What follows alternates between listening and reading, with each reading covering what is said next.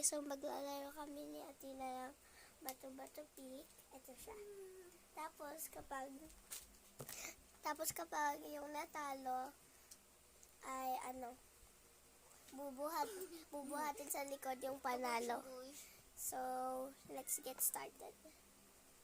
Baba mo muna yung pusa. Okay.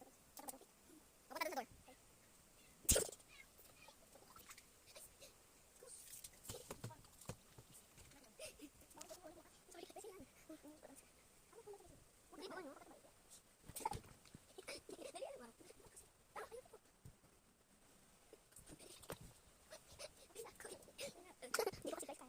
door.